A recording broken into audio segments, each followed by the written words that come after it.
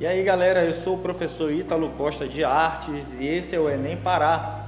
No vídeo de hoje iremos retomar o que nós aprendemos na aula anterior, fazendo uma abordagem sobre a arte pré-cabralina no seu aspecto indígena.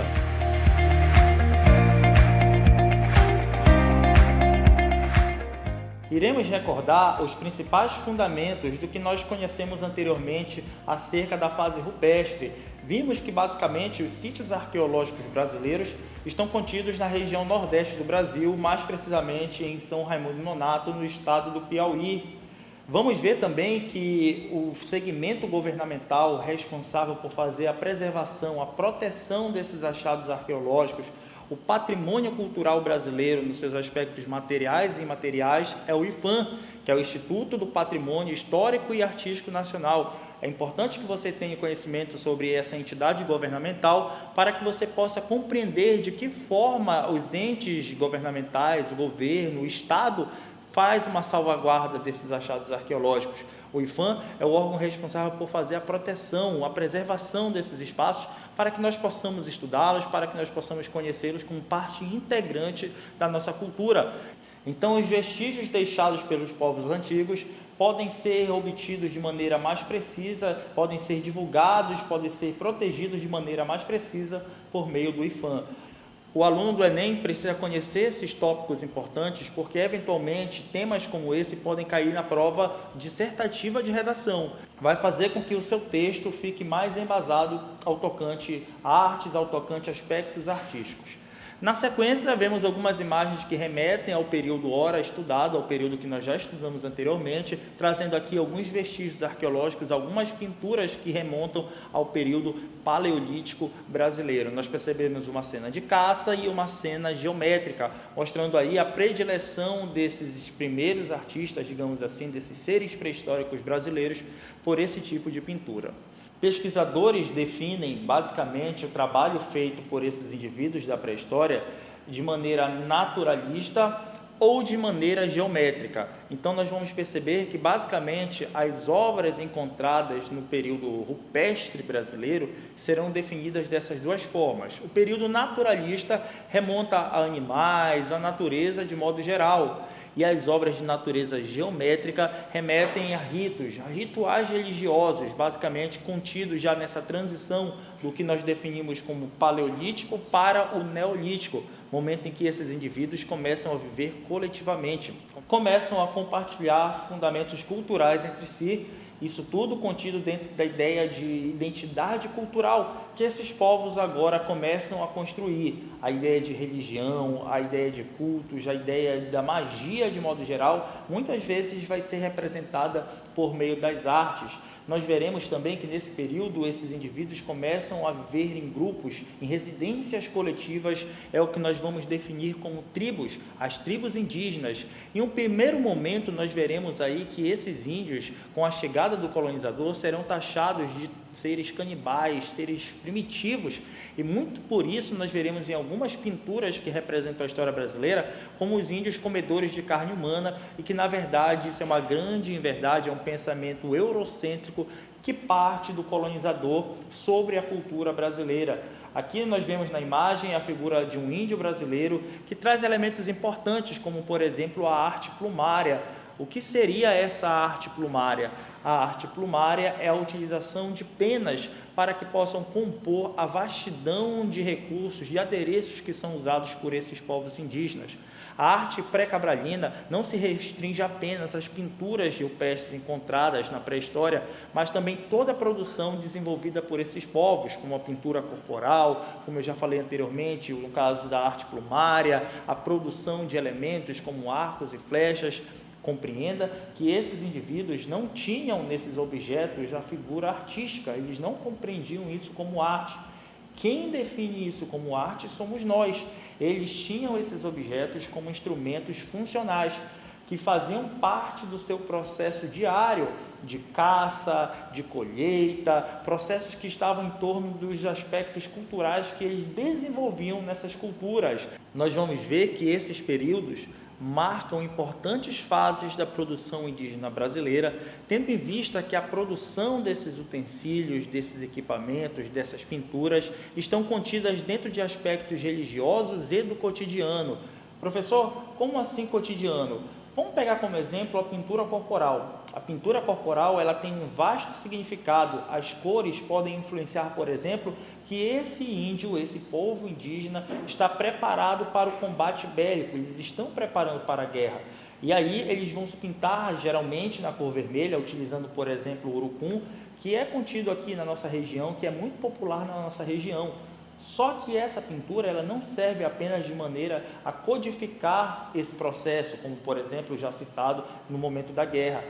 Ela vai servir também como forma de proteção contra os raios ultravioleta. Aí você vai pensar assim, professor, mas os índios já conheciam essa ideia de raios ultravioleta?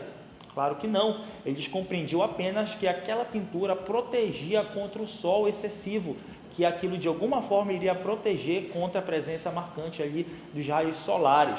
Vamos lembrar também que, por conta de a floresta ter muitos mosquitos, essas pinturas também serviam como repelente natural desses povos indígenas, para que sua estada na floresta não seja incomodada com a presença de insetos, de alguma forma, trazendo ali um incômodo, um desconforto a esses índios. Então, toda essa vivência que existia na selva, na floresta, fez com que esses povos indígenas pudessem criar estratégias para a sobrevivência, e a pintura é, sem dúvida, uma delas. Nós vamos ver na presença da arte plumária uma diversidade muito grande de aves brasileiras, sendo representadas pelas cores das penas. Esses indígenas, principalmente os índios, que tinham destaque, importância política, importância social e liderança religiosa nessas tribos, tinham as melhores penas, tinham as melhores artes plumárias, e eles podiam produzir essas artes plumárias com o objetivo de se decorar para rituais, para processos referentes a nascimento, a transição de etapas, como por exemplo da adolescência para a fase adulta, ou rituais mortuários, fazendo aí com que dessa forma o destaque seja percebido por meio dessa caracterização da arte plumária. Outro detalhe importante é que os índios acreditavam muito nos aspectos religiosos, sobretudo nos aspectos referentes à vida após a morte. Nós vamos perceber que grande parte da produção de cerâmicas, mais exatamente da produção cerâmica marajoara, será feita de maneira a representar aí vasos mortuários. Professor, o que seriam esses vasos mortuários? Fundamentalmente, os vasos mortuários eram estruturas que recebiam os restos mortais dos guerreiros mais importantes dessa tribo e que dentro desses vasos, esses guerreiros pudessem ser colocados em posição fetal. O que seria essa posição fetal? Simples. A posição fetal é a posição que esse corpo, que esse cadáver dessa pessoa importante na tribo seria colocado dentro do vaso. Você observa que o vaso possui uma aerodinâmica que se assemelha à posição do corpo. E a ideia de posição fetal remete à partida desse plano de vida para a vida após a morte, voltando para os braços, voltando para o ventre materno da mãe terra. Daí a ideia de posição fetal. A posição fetal, ela remete a essa ideia de maternidade acerca da terra em que esses indígenas vivem. Nós vamos perceber que a cerâmica ela vai ter um destaque especial na cultura marajoara.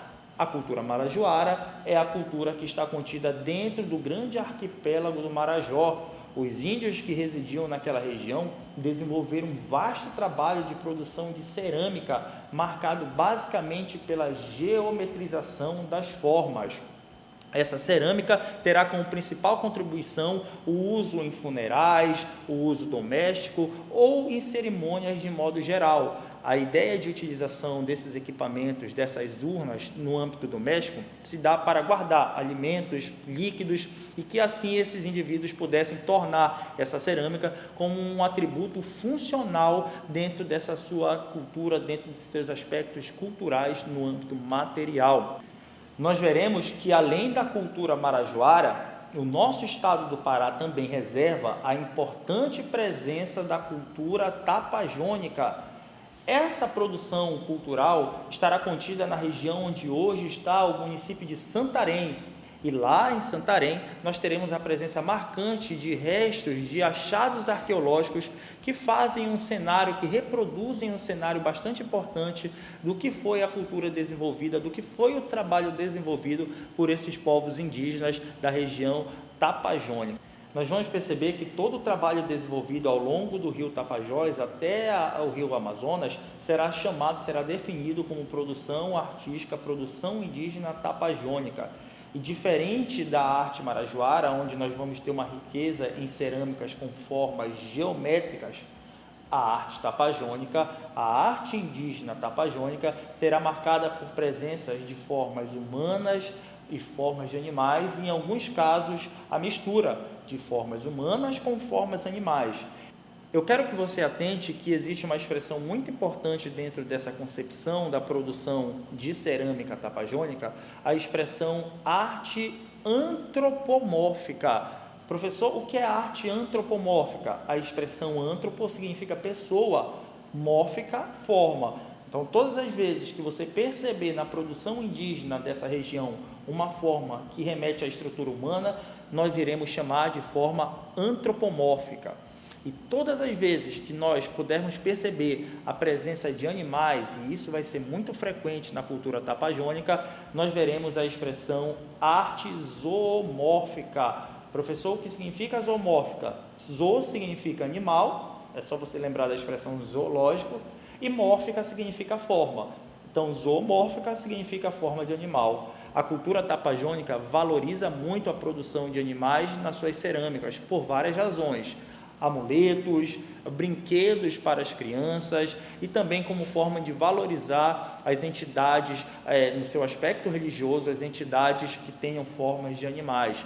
Então, todas as vezes que você vê uma estrutura, uma cerâmica que possui forma de animal, você irá definir como uma forma zoomórfica. Professor, e no caso da mitologia indígena, quando aparecem seres que mesclam a figura humana com a figura animal, como é que nós chamamos? Muito simples.